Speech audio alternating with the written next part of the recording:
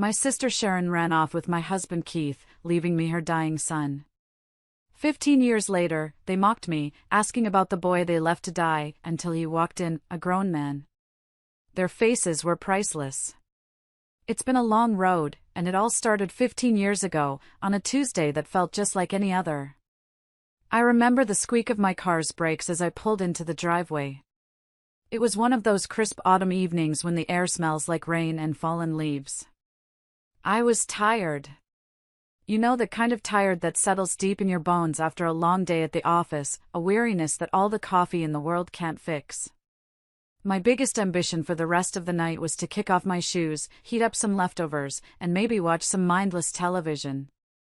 My sister, Sharon, was supposed to be picking up her son, my nephew Kyle. She'd been leaving him with me more and more often, and while I adored Kyle, I'll admit I was looking forward to a quiet house.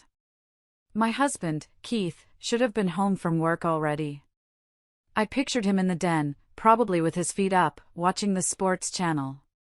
But when I turned the key in the lock, the first thing that hit me was the silence. It wasn't a peaceful quiet. It was a heavy, hollow silence that felt all wrong. The air was still and cold. No TV blaring from the den. No scent of dinner cooking. Nothing. Keith? I called out, dropping my purse on the entryway table. Sharon? I'm home. Only the echo of my own voice answered me. A little knot of unease tightened in my stomach. I walked through the living room, my sensible work heels sinking into the carpet. Everything was tidy. Too tidy. A magazine on the coffee table was perfectly squared, the remote controls lined up in a neat little row. Keith was many things, but he wasn't neat. That's when I saw him. Little Kyle. He was only 5 years old, all big, scared eyes and a mop of sandy blonde hair. He was curled up in the big armchair by the window, the one we called Grandpa's chair. He was clutching a throw pillow to his chest so tightly his little knuckles were white. He wasn't crying. He was just watching me. Waiting. My heart did a painful little flip. I rushed over and knelt in front of him. Kyle, sweetie? Where is everybody? Where's your mommy? He just stared at me, his lower lip trembling. He looked so small and lost in that huge chair. I smoothed his hair back from his forehead. It was damp, like he'd been sweating. Is Uncle Keith here? I asked, my voice softer this time. He shook his head, a tiny, jerky movement. Then, without a word, he uncurled one of his little hands from the pillow. He was holding a piece of paper, folded into a tight, crumpled square. He held it out to me. I took it from him. The paper was warm from his hand. For a second, I just looked at it, that knot of unease in my stomach now a cold, hard stone of dread. I knew, with the kind of certainty that defies all logic, that whatever was written on that piece of paper was going to change everything. And God, I was right. My fingers trembled as I unfolded the note. It was Sharon's handwriting, big, loopy letters that always looked so cheerful, so carefree. But the words on the page were anything but. Brenda. I'm so sorry to do this in a letter. I know it's cowardly. By the time you read this, Keith and I will be long gone. We're in love, Bren. We have been for a while. We're going to start a new life, somewhere we can be happy. I can't take Kyle with me right now. It's not the right environment for a child. I know you'll take care of him. You're better at it anyway. Please don't try to find us. Sharon. I read it once. Then twice. The words swam in front of my eyes, blurring together into a meaningless jumble. It felt like a joke. A sick, twisted prank. My sister and my husband? It wasn't possible. We were family. Keith and I had been married for 10 years. We'd had our ups and downs, like any couple, but I loved him. I thought he loved me. And Sharon, she was my baby sister. The one I was supposed to protect. My legs felt weak. I sank down onto the floor, the letter still clutched in my hand. A buzzing sound started in my ears. I looked over at Kyle, who was still watching me with those huge, solemn eyes. He didn't understand the words, but he understood the feeling in the room. He understood disaster. My mind raced, trying to find an explanation, any explanation, other than the one staring me in the face. Maybe someone forced them. Maybe it was a misunderstanding. I stumbled into the kitchen, my hand shaking so hard I could barely hold my phone. I dialed Keith's number. Straight to voicemail. The cheery, professional greeting he'd recorded for work felt like a slap in the face.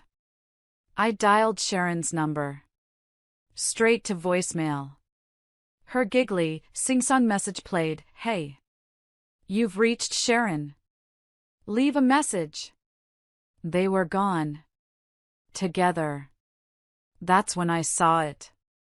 On the gleaming granite countertop, next to the fruit bowl, was a sheaf of papers. I picked them up. The top page was a legal document. A petition for dissolution of marriage. A divorce. And there, at the bottom of the last page, was his signature. Keith's familiar, confident scrawl.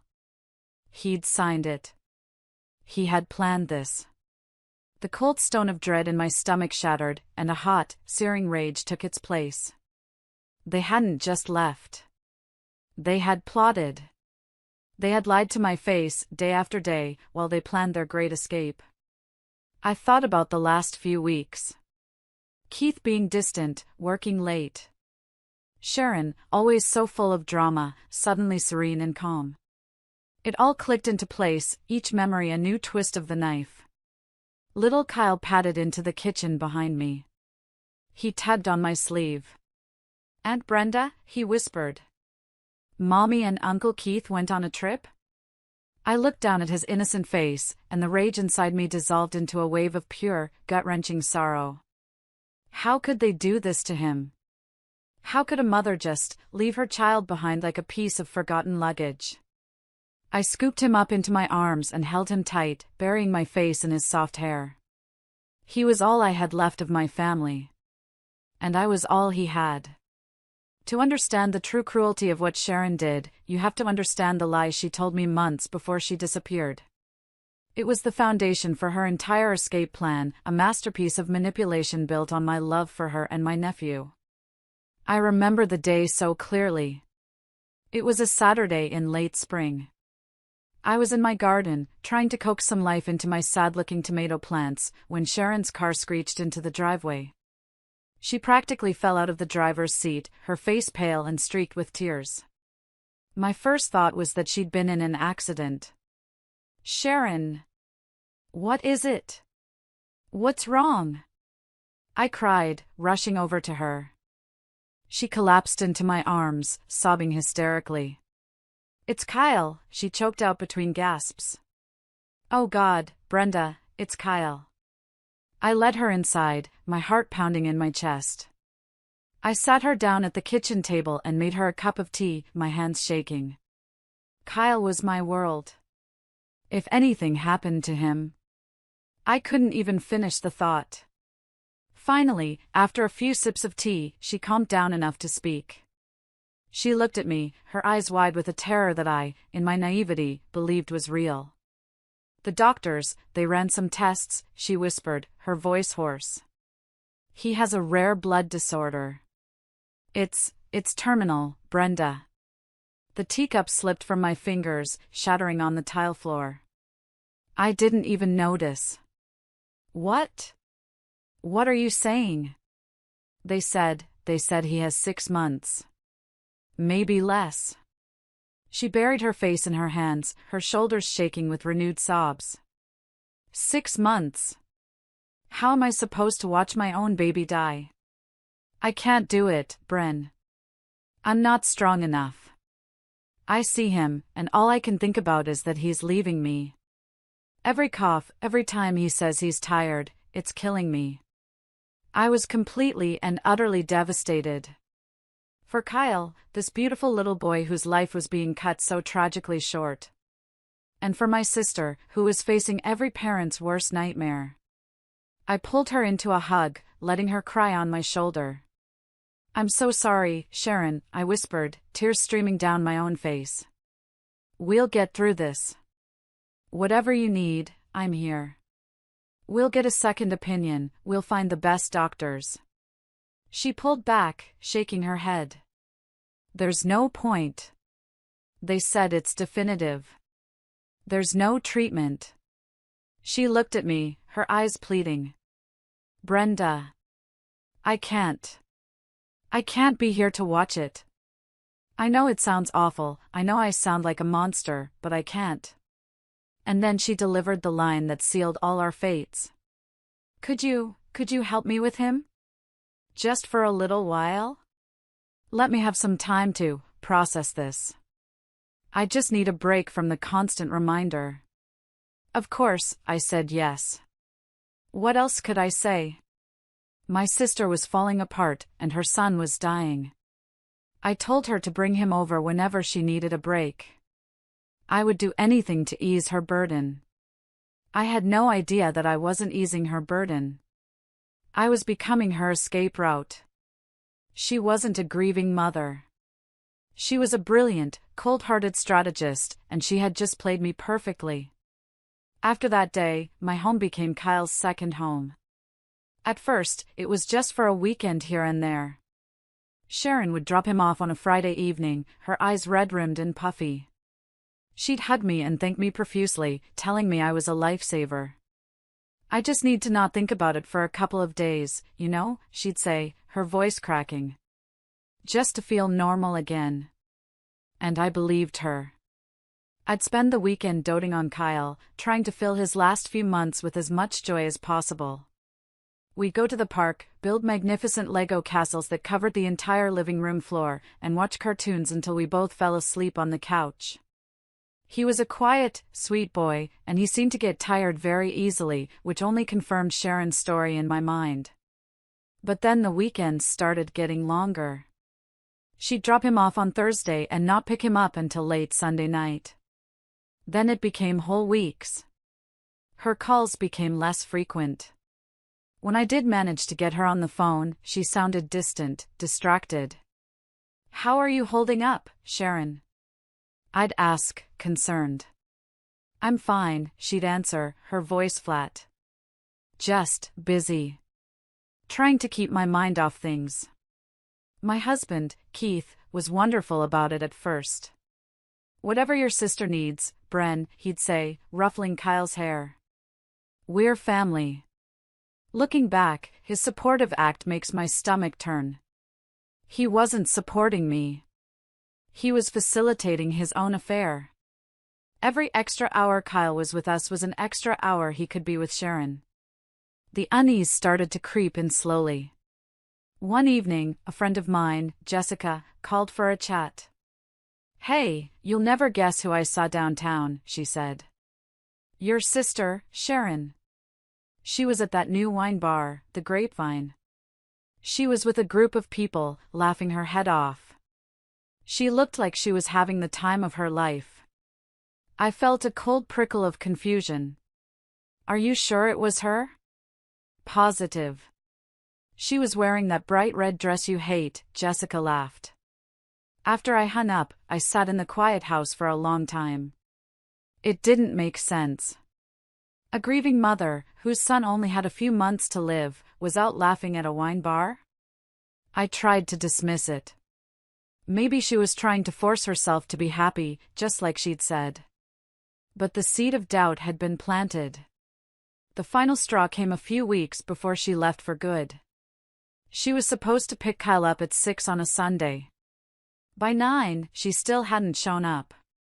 She wasn't answering her phone. I was frantic with worry, imagining the worst. Finally, around midnight, her car pulled into the driveway. I met her at the door, my arms crossed. "Sharon, where have you been?" I was worried sick. She breezed past me, smelling faintly of perfume and wine. Oh, relax, Brenda. I lost track of time. She looked annoyed, as if I were the one being unreasonable. Lost track of time? Your son is here. She turned to face me, her eyes cold. And he's fine, isn't he? Look, I have my own life to live, Brenda. I can't put everything on hold. That was when I knew something was terribly wrong. It wasn't about grief anymore. This was something else.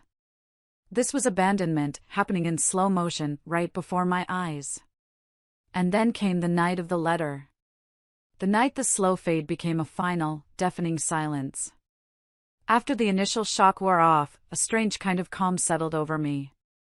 It was the calm of the shipwrecked survivor who finally realizes the ship is gone and the only thing left to do is swim. My marriage was over. My relationship with my sister was a lie. My old life had been burned to the ground. All I had left was the little boy sleeping in the guest room, his face peaceful in the soft glow of the night light. I tiptoed into his room and sat on the edge of the bed, just watching him breathe. His little chest rose and fell in a steady rhythm. He looked so fragile, so innocent. He had no idea that his world had been just as shattered as mine. His mother was gone. The man he knew as his fun uncle was also gone, and he had taken a piece of my life with him. Tears I didn't even know I was holding back began to stream down my face. They weren't tears of rage anymore. They were tears for him. For this small, helpless child who had been used as a pawn and then discarded. Sharon hadn't just betrayed me, she had abandoned her own son. And Keith. Keith had enabled it. He had watched her neglect her child and said nothing, all so he could have what he wanted. In that moment, staring at Kyle's sleeping face, I felt a fierce, protective love swell in my heart. It was a love so powerful it pushed aside my own pain. My grief was a luxury I couldn't afford right now. This little boy needed me. I reached out and gently brushed a strand of hair from his forehead. He stirred in his sleep, murmuring something unintelligible. I leaned down and whispered into the quiet of the room. It was a vow. A promise to him and to myself. It's okay, sweetie, I whispered, my voice thick with tears. It's just you and me now. But I am never, ever going to leave you. I will always be here for you, Kyle. Always. I promise. He settled back into a deep sleep, and I stayed there for a long time, the weight of that promise settling onto my shoulders. It felt heavy, terrifying even. I was in my 40s, suddenly a single woman, and now, a single mother to a child the world believed was dying. I had no idea how I was going to do it. The financial strain alone was daunting, my salary was steady, but it was meant for two people, not one person and a child with major medical needs. There was no discussion of child support, no talk of shared custody. There was just silence. And a little boy sleeping in my guest room. But as I sat there in the dark, I knew one thing for sure. I would not fail him. I would pour every ounce of love and strength I had into giving him the best life possible, for whatever time he had left. My old life was over. My new one had just begun. The first few months were a blur of learning a new routine. Our quiet, orderly house was suddenly filled with the happy chaos of a 5-year-old. There were Lego bricks underfoot, cartoon theme songs stuck in my head, and a constant, low-level hum of anxiety about Kyle's health. I followed Sharon's instructions to the letter. She had left a note with a list of foods he would eat, a very short, very strange list. Things like strawberry jelly, bananas, and plain white bread with the crusts cut off. It's all he eats, she had snapped at me once, months before she left. Don't even try to give him anything else. He'll just throw it up. So I didn't. I made him little plates of bananas and jelly sandwiches. He ate them, but without any real enthusiasm. And he was always so tired. He'd have a burst of energy for 20 minutes, and then he'd just wilt, needing to lie down on the couch. His skin was pale, almost translucent, and he had dark circles under his eyes. Everything about him seemed to confirm the terrible diagnosis. But my gut told me something was wrong. It was more than just a feeling, it was a deep, primal instinct. A mother's instinct, I suppose, even though I wasn't his mother by birth. I'd watch him listlessly pushing a toy car across the floor, and I'd think, this isn't right. Children, even sick children, should have more spark. I started doing my own research. I spent hours online, late at night after Kyle was asleep, looking up rare blood disorders. Nothing I found matched his symptoms perfectly. There were always inconsistencies. The tipping point came one afternoon when I took him to the playground. He was so excited to go on the swings. I pushed him gently, and he giggled, his little legs kicking. But after less than 5 minutes, he asked to stop. "I'm tired, Aunt Brenda," he said, his voice a weary little whisper. He leaned his head against my side as we sat on the park bench, and he was asleep in minutes. That was it. I couldn't just stand by and watch him fade away. Sharon had said there was no point in a second opinion, but Sharon was a liar and a coward. I didn't trust a single word she'd ever said. The next day, I made an appointment. I didn't go to our local family doctor. I wanted fresh eyes, a top specialist. I found a highly recommended pediatric hematologist, Dr. Evans, at the city hospital. It was expensive. I had to use money I had been saving for years, money from a small inheritance my grandmother had left me. But it didn't matter. This was more important than any savings account. I bundled Kyle up and drove us downtown. I remember sitting in the waiting room, my hands clammy, my heart thudding against my ribs. Kyle was sitting on my lap, quietly looking at a picture book. I was terrified of what the doctor would say. A part of me was afraid he would confirm my worst fears. But a bigger part of me was screaming that this was the right thing to do. I had to know the truth, no matter how painful it was. Dr. Evans was a kind-faced woman with sharp, intelligent eyes. She listened patiently as I explained the situation, stumbling over the words as I recounted the diagnosis Sharon had given me. I watched her face carefully, but it remained neutral, professional. Then, she began her examination of Kyle. She was gentle and thorough, making him giggle as she checked his reflexes.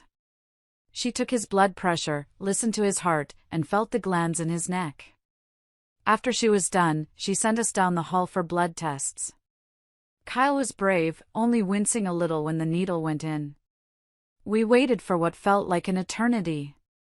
Finally, a nurse called us back into Dr. Evans' office. She had the results in her hand. My heart was in my throat. Dr. Evans looked at me, her expression serious. "Brenda," she said, her voice gentle but firm. "I've reviewed Kyle's blood work. We ran a comprehensive panel." I held my breath. "And?" She took a deep breath. "I'm not sure where your sister got her information, but Kyle does not have a terminal blood disorder. He doesn't have any kind of blood disorder at all." The relief that washed over me was so intense it almost made me faint. It was like a physical weight had been lifted from my chest. I started to cry, silent tears of joy streaming down my face. Kyle was going to live. He was going to be okay. But Dr. Evans wasn't finished.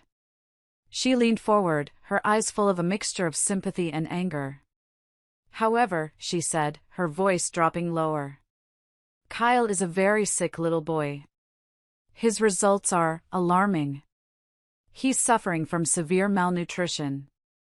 He's anemic and has significant vitamin and mineral deficiencies across the board." The room went cold again.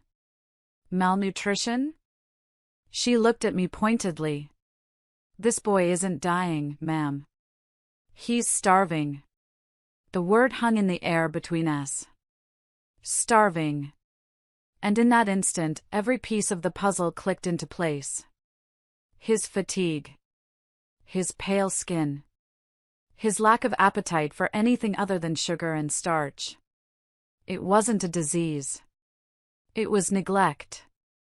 Criminal neglect.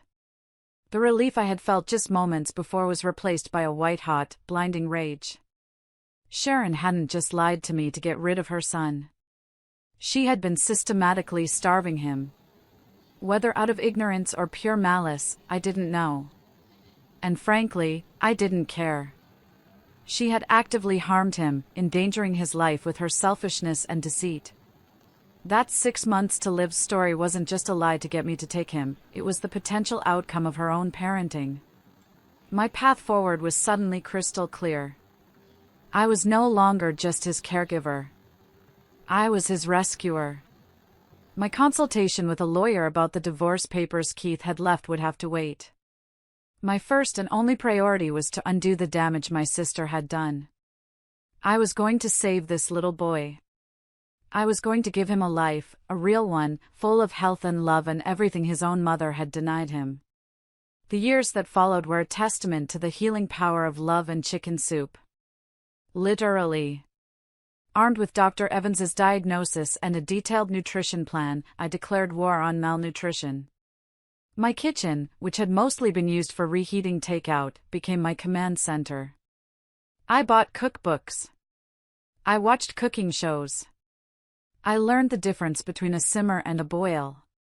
I became an expert on nutrient-dense foods.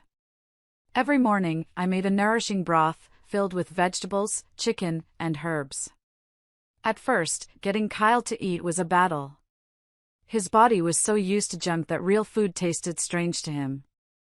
He'd push the spoon away, his little face wrinkling in distaste. But I was patient. I was relentless. I'd make a game of it. Here comes the airplane, into the hangar, I'd say, swooping the spoon toward his mouth. Slowly, painstakingly, he started to eat. A sip of soup one day. 2 sips the next. I'll never forget the first time he finished a whole little bowl. He looked up at me, a shy smile on his face, a little bit of carrot on his chin. "Good job, Kyle."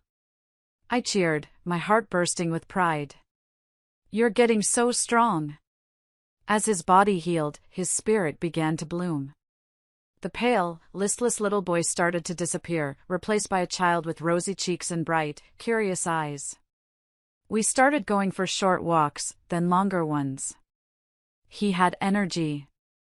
He wanted to run and climb and explore. One day, he was about 7, he was kicking a soccer ball around the backyard. He wasn't just kicking it, he was chasing it with a fierce determination, his laughter echoing in the afternoon air. I was sitting on the porch, watching him, when he turned to me, his face flushed with exertion and joy. "Watch this, Aunt Brenda," he yelled, and he kicked the ball with all his might.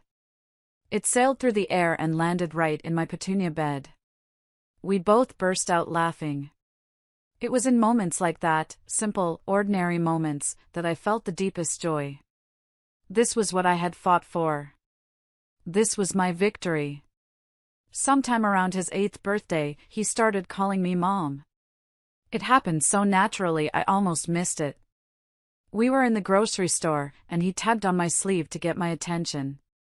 "Mom, can we get the sugary cereal?" he asked, pointing to a brightly colored box. I stopped the cart and looked down at him. The word just hung there in the air between us. It felt right. I smiled, my eyes welling up. "No, we cannot get the sugary cereal," I said, ruffling his hair. "But you can pick out any kind of fruit you want." From that day on, I was Mom. The word aunt was retired forever. We were a family. A small, unconventional, cobbled-together family, but a family nonetheless. I never remarried. I never even felt the need to date. My life was full. Raising Kyle, watching him grow from a fragile child into a strong, kind, intelligent young man, gave me a sense of purpose I had never known before. He played sports in high school. He got good grades. He had friends. He had a life. A real, vibrant, wonderful life. And it was the greatest gift I had ever been given. 15 years. It's a lifetime, isn't it? Long enough for wounds to scar over, for memories to soften at the edges. Long enough for a 5-year-old boy to become a 20-year-old man. Kyle was in his second year of college, studying pre-med, of all things. He was living at home to save money, and our little house was still filled with his presents, his giant sneakers by the door, his textbooks piled on the dining table, the sound of his music drifting from his room. I was content. Truly. The anger I once felt toward Sharon and Keith had faded into a dull, distant ache. I rarely thought of them. When I did, it was with a kind of detached curiosity. I wondered what had become of them, what their lives were like. But I never had any real desire to find out. And then, one Saturday afternoon, the past came crashing into my present. I was at the supermarket, in the dairy aisle, trying to decide between whole milk and 2%. It was a completely ordinary moment on a completely ordinary day. Brenda? Is that you? The voice was older, a little raspier, but I knew it instantly. A cold shock went through me, so intense I felt my fingers go numb. I froze, my hand hovering over the milk cartons. Slowly, I turned around. It was her. Sharon. She was heavier, with fine lines etched around her eyes and mouth, her once bright blonde hair now a brassy, faded color. But it was unmistakably her. She was smiling, a bright, cheerful smile, as if we'd just seen each other last week at a family barbecue. Sharon, I said. My voice was stiff, foreign in my own ears. I knew it was you. Long time no see, she chirped, stepping closer. A cloud of cloying, sweet perfume enveloped me. My mind went blank. All the things I had imagined saying to her if I ever saw her again, the angry accusations, the tearful questions, they all vanished. I was just paralyzed. Just then, a man walked up and put his arm around her shoulders. It was Keith. He was paunchier now, his hair thinning on top, but he had the same smug grin I remembered all too well. Hey, what's going on? He said, then his eyes landed on me. His grin widened. Wait a minute. Brenda? Well, I'll be damned. He looked me up and down, a flicker of something, pity? Contempt, in his eyes. Well, look at you, Brenda. Time hasn't been too kind, has it? I clenched my teeth so hard my jaw ached. The paralysis broke, and that old, familiar rage, the one that had been dormant for so long, came roaring back to life. How dare they? How dare they stand there, smiling and joking, after what they did? After they blew up my life and left a child for dead? They stood there acting as if nothing had happened, as if 15 years of silence and pain could be wiped away with a cheerful greeting in the dairy aisle. I found my voice. It came out low and dangerous. What do you think you're doing? Sharon actually laughed. It was a light, tinkling sound that made my skin crawl. Oh, come on, Brenda. Don't be like that. It's been 15 years. Aren't you happy to see us? Happy? I was speechless at her audacity. Seeing the look of pure disgust on my face, she just smirked. Don't be so mad, she said, waving a dismissive hand. Let bygones be bygones. Besides, she added, her eyes glinting with malice, aren't you glad you got to spend all that time with Kyle? It must have been nice for you, having a kid around. Gave you something to do, right? My blood ran cold. She was trying to frame her abandonment of her own child as a favor to me. Keith chuckled beside her, clearly enjoying my discomfort. Yeah, Bren. How is that little brat, anyway? What was his name? Brad? Matt? His name is Kyle, I snapped, my voice like ice. Right, Kyle, Sharon said, rolling her eyes. That little failed experiment. Is he, still around? She said it casually, as if asking about an old car that was probably in a junkyard by now. They thought he was dead. Of course they did. They had left him to die, and they had simply assumed their plan had worked. The cruelty of it took my breath away. Still single, Brenda? Keith chimed in, his grin widening. Guess you missed your chance to find someone else. Sharon and I, though, we're still madly in love. I didn't respond. I refused to give them the satisfaction of seeing me upset. I just stood there, my shopping basket clutched in my hand like a shield. My silence seemed to amuse them. Are you still bitter about being left? Mary said smugly. It's a shame, really. You can't even ask for alimony or child support anymore, can you? Statute of limitations and all that.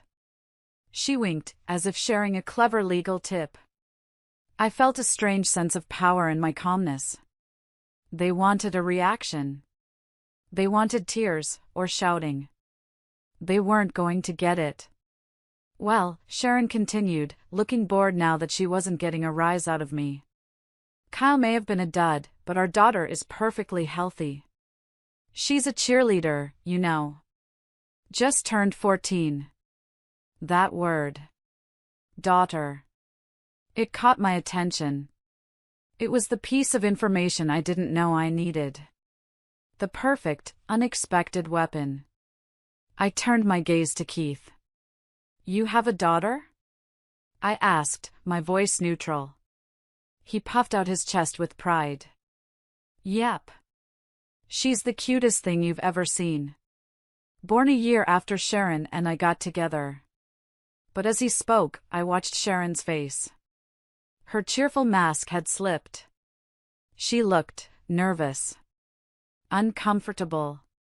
And I knew, with absolute certainty, that there was more to this story. I had them. I let the silence hang in the air for a moment, watching Sharon's composure crumble. So, you got pregnant right after you left, huh? I asked, my eyes locked on hers. Her expression hardened. Keith, oblivious, jumped in to defend her honor. Of course. She's mine. Like I said, born a year after we started our new life together. At his words, Sharon flinched. A tiny, almost imperceptible movement, but I saw it. Her nervous expression told me everything. Something wasn't adding up. I took a small step back, creating distance. Well, that's questionable, Keith, I said calmly. His smile faltered. What's that supposed to mean? It means, I said, letting each word land with deliberate weight, that while Sharon was leaving her sick son with me, she wasn't just sitting at home, grieving. She was meeting all kinds of people.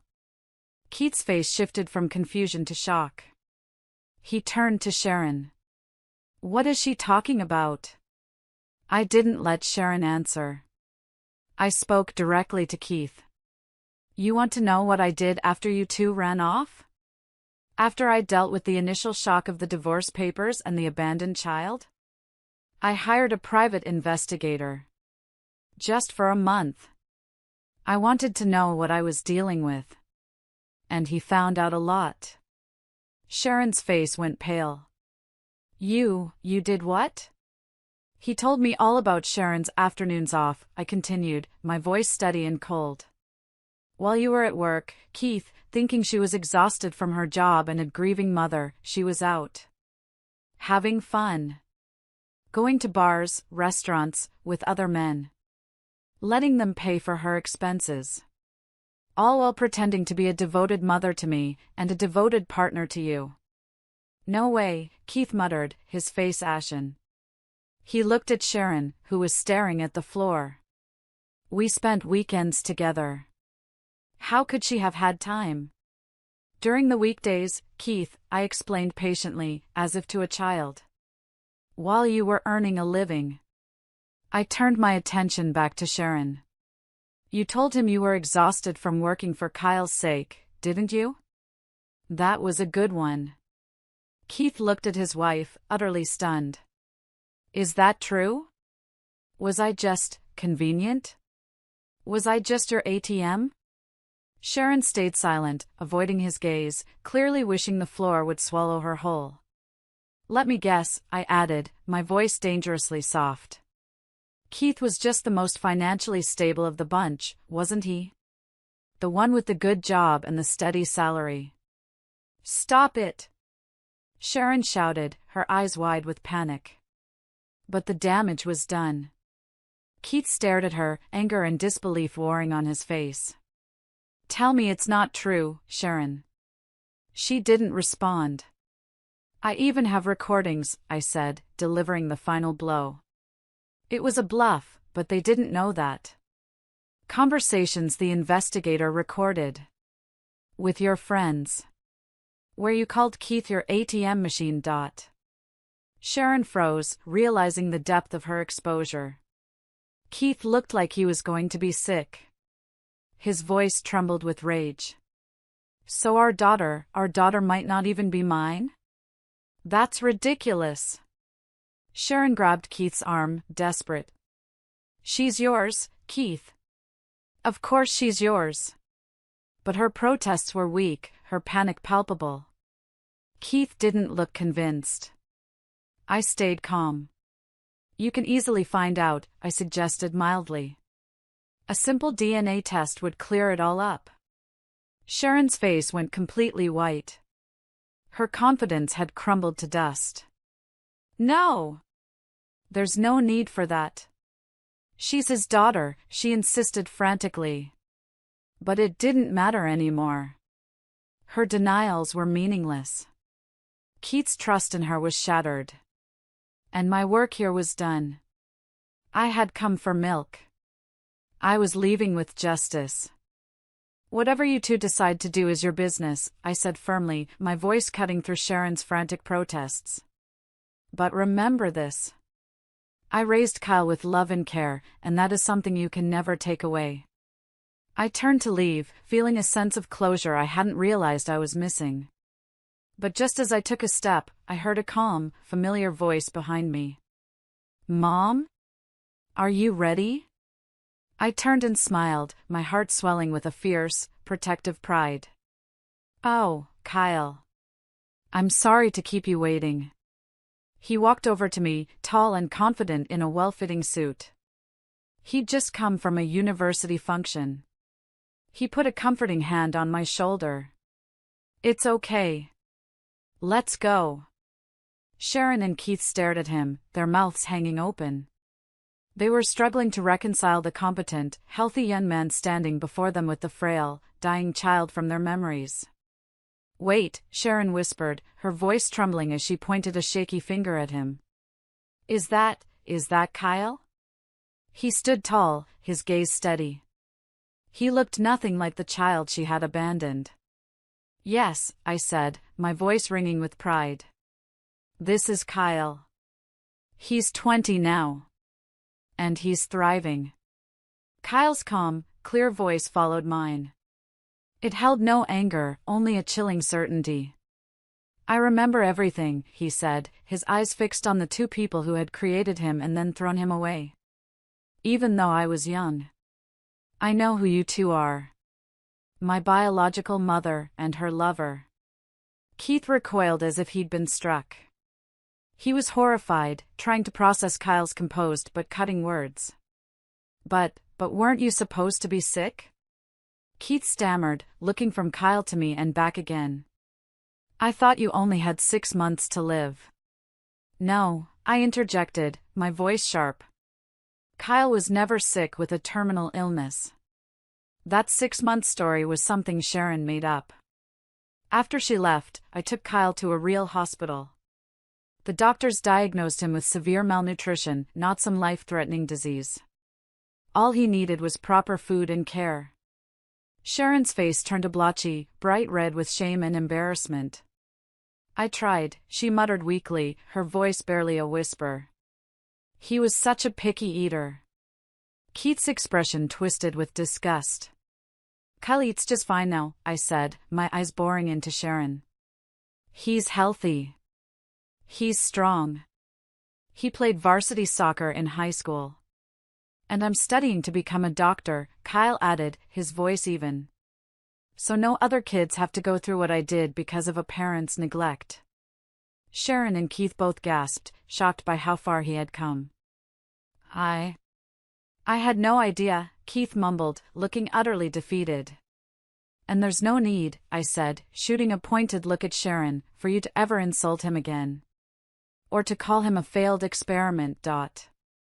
Sharon glanced away, unable to meet my eyes, the shame finally, after 15 long years, written all over her face. The air in the supermarket aisle was thick with shattered lies. Sharon opened her mouth to speak, probably to offer up another weak excuse, but Keith cut her off. His voice was flat, devoid of all emotion. I want a divorce. Sharon's eyes widened in panic. What? No! Keith, you can't be serious, she cried, clinging to his arm. But his expression was like stone. He shook her off. After learning how you neglected your son, how you lied to me for 15 years. I can't stay with you. I can't even look at you. It's all a misunderstanding, she grew frantic, her voice rising to a hysterical pitch. Brenda is twisting the truth. No, she's not, Keith said, shaking his head slowly. You treated me like an ATM, and now I see the truth. The whole, ugly truth. He looked at me, his face filled with a regret that came 15 years too late. Brenda. I can never make up for what I've done. But I am truly sorry. He bowed his head, a gesture of defeat and apology. I felt nothing. The anger and betrayal I had once harbored had long since faded, replaced by the love and joy of raising Kyle. I've moved on, Keith, I said firmly. Kyle and I have our own lives now. With that, I turned back to my son. Let's go, Mom, he said, giving my shoulder a gentle squeeze. As we started to walk away, Sharon's trembling voice called out. Kyle! Wait! We stopped, but we didn't turn around. I'm so sorry, she sobbed. I regret leaving you. I've thought about you all this time. Kyle slowly turned to face her. She took a hopeful step closer, her face streaked with tears. But he held up his hand, stopping her in her tracks. Don't, he said, his voice steady and unforgiving. I remember all the times you pushed me out of the house when strange men came over. I remember you telling me to be quiet and stay in my room. He looked her straight in the eye. And I remember the day you abandoned me. I decided then that I would never forgive you. Sharon's face turned pale. You're calling her Mom? She asked desperately, gesturing toward me. Yes, Kyle replied without a moment's hesitation. Brenda raised me. She loved me. She saved me. She's my real mother. Sharon stood frozen, the last flicker of hope dying in her eyes. She finally understood that there was no chance of reconciliation. There was nothing left for her here. Don't ever try to see us again, Kyle said firmly. It wasn't a request. It was a command.